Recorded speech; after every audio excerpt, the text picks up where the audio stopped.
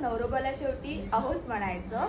निळ्या निळ्या आकाशात चमचमणारे तारे, नाव घेते वृचिका, लक्ष द्या सारे. सासरचे माझ्या खूपच हौशी, प्रेम करतात मला प्रत्येक दिवशी.